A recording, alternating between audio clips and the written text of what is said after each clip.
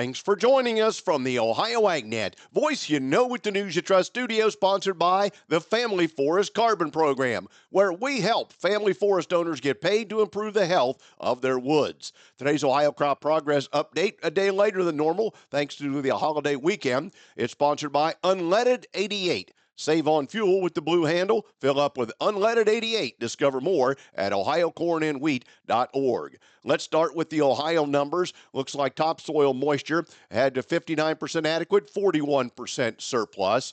As we check out the other numbers, corn planting moved up a good bit. Corn planted jumped 20 points from last week to now 54% planted, and that's 20 points behind last year, 19 points behind the 5-year average.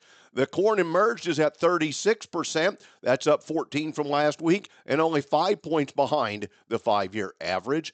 Oats planted at 88%, and that is right on last year and about 4 points behind the 5-year average. Soybeans planted at 52%. That is up 12 points from last week, 11 points behind last year, and 10 points behind the 5-year average. The soybeans emerged are at 33%, 4 points behind last year, 3 points ahead of the 5-year average.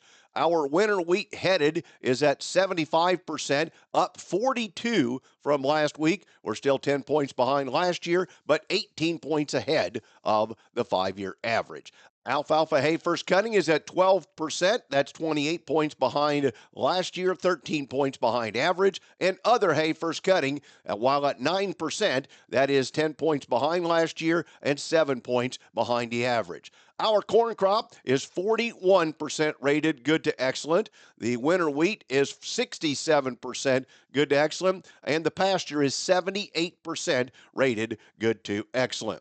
Today's weather brought to you by Seed Consultants. Simply better performance online at seedconsultants.com. Here's the forecast. A few scattered showers around today. I'm Chief Meteorologist Ryan Martin. A quick forecast update here in Ohio. We have the remains of a weather system that plagued the Central Plains and Western Corn Belt moving towards us, but it is falling apart as it moves farther east. At this point, I'm not going to rule out some hit-and-miss scattered showers, but if we see a few hundredths to a tenth or two, that will be about it. Coverage at this point, I'm going to say 40% or less in Ohio. We may end up with just more clouds than anything else today, but not anything that's going to be keeping us out of the fields long term. We clear out overnight, and we're looking at a sunny and dry Thursday and Friday time frame. Maybe there's a couple of renegade showers popping up down near the Ohio River, but that seems to be a focus more in Tennessee and Kentucky again, especially on Friday. Minor weather system drifting through Michigan overnight Friday night into Saturday, so you may start the day Saturday with a little bit of moisture on the ground, but it doesn't hold long term. We turn out partly to mostly sunny for the weekend, and that lingers into the start of next week as well. Monday, Tuesday, Wednesday, all dry. A few scattered showers overnight Wednesday night into Thursday before dry weather comes back to finish next week.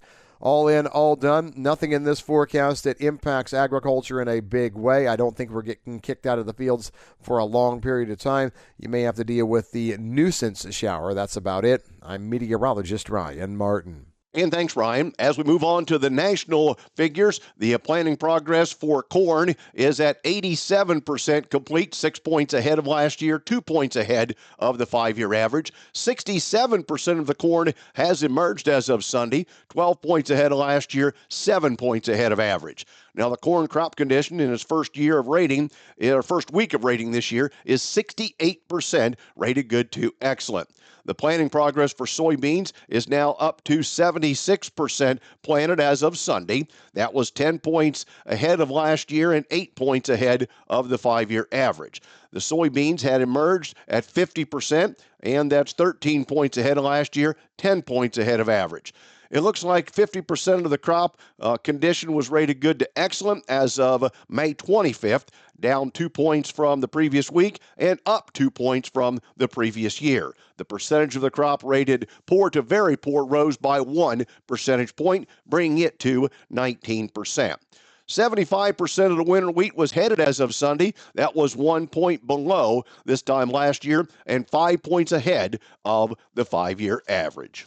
And let's turn to Washington for just a minute. USDA Secretary Brooke Rollins has been busy. Yesterday, she announced she will exercise the U.S. Department of Agriculture's authority to provide a much-needed funding increase of $14.5 million in reimbursement to states for meat and poultry inspection programs. Without this funding, states may not have the resources to continue their own inspection programs, which ensure products are safe. This funding increase ensures American-produced meat and poultry can make it to the market and onto the tables of families across the country.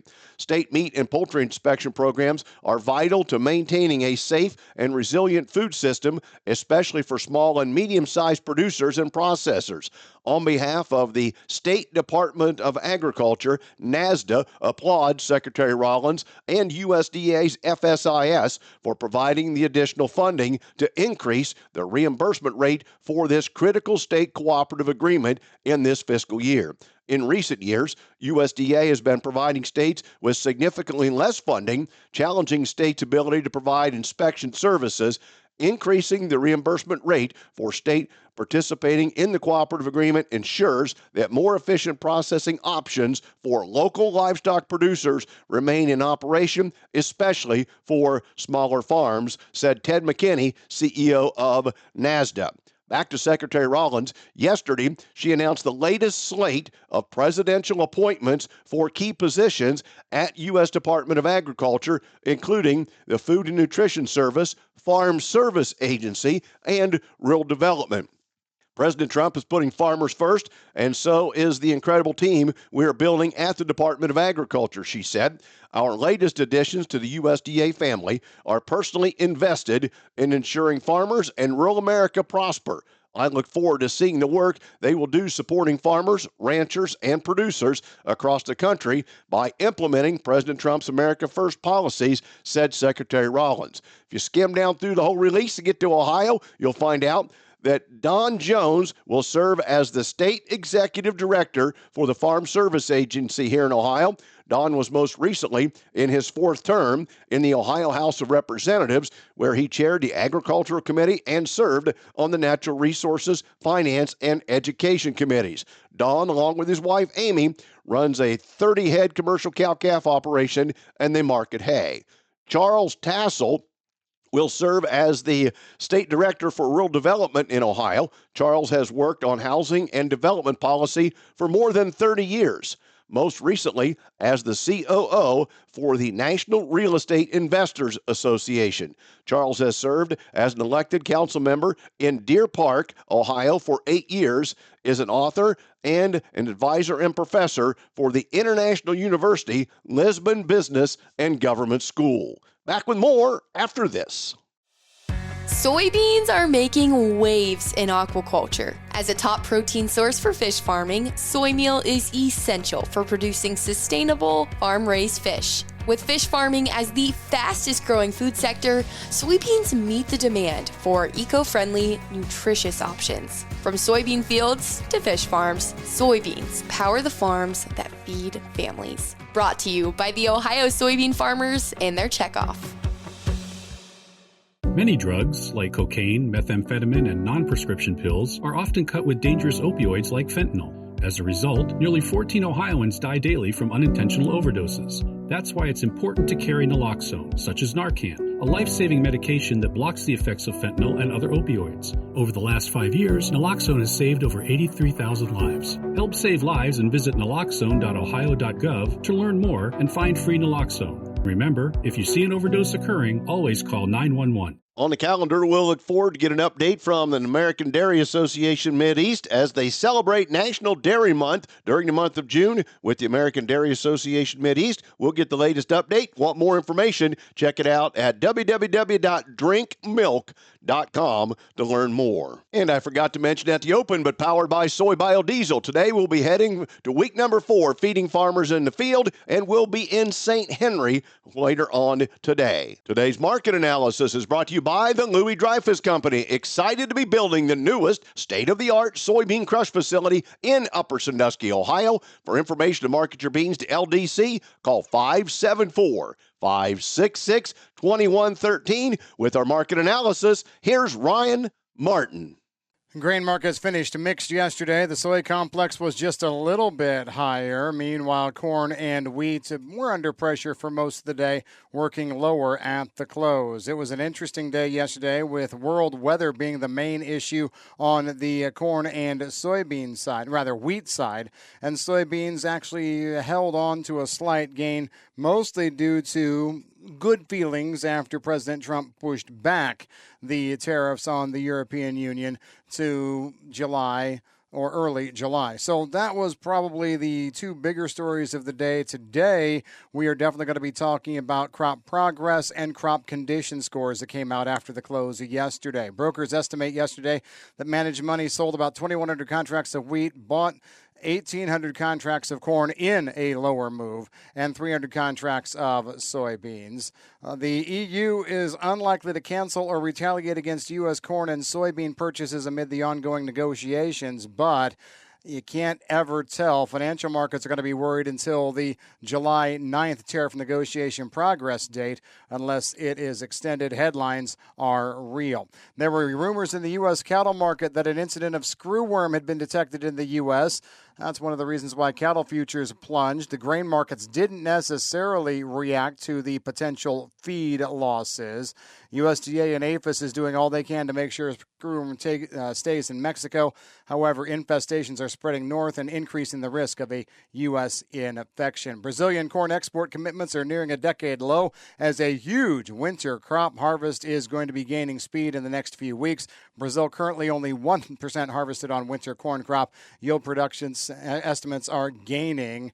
There's a fear out there that Brazil will become more aggressive in selling corn as their harvest gains momentum. That's the way your markets moved yesterday. Again, crop progress and crop conditions top of mind today. I'm Ryan Martin. And thanks, Ryan. Back with more after this. Here's the scoop. Soybeans are fueling Ohio's dairy farms, one glass of milk at a time. Nationwide, dairy farms use the equivalent of 229 million bushels of soybeans every year. Plus, high oleic soybeans boost milk fat and yield, making farms more profitable. From the fields to your fridge, soybeans power the farms that feed families. Brought to you by Ohio soybean farmers and their checkoff.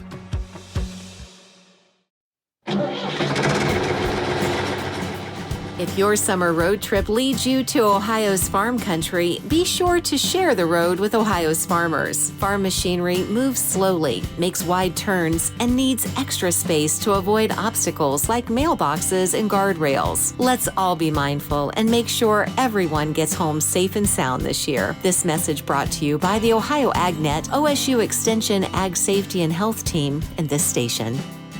Today's market is brought to you by Seed Consultants. Simply better performance online at seedconsultants.com. Overnight at the open, July corn up 3/4 at $4.60 1/4 cent. December up 1.5 pennies at $4.48. And carried out to March, you're up 1 3/4 at $4.63.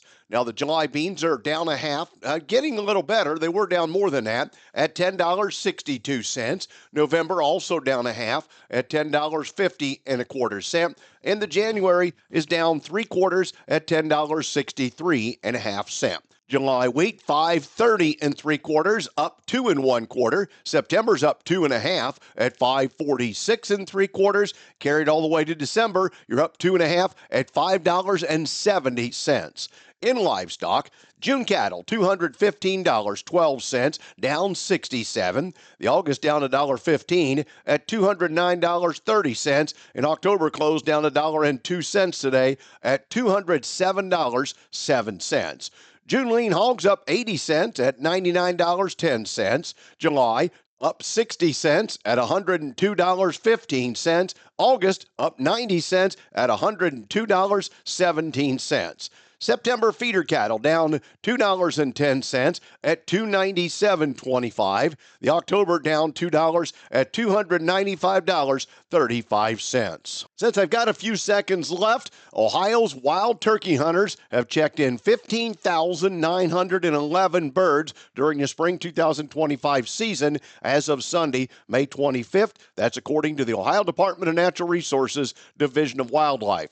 During the 24 turkey season, hunters checked 15,535 birds, so we were 376 more this year than in 2024, and that includes all turkey hunting seasons throughout Ohio this year. Thanks for joining us. Have a great day, everyone. I'm Dale Menyo. This is the Ohio AgNet.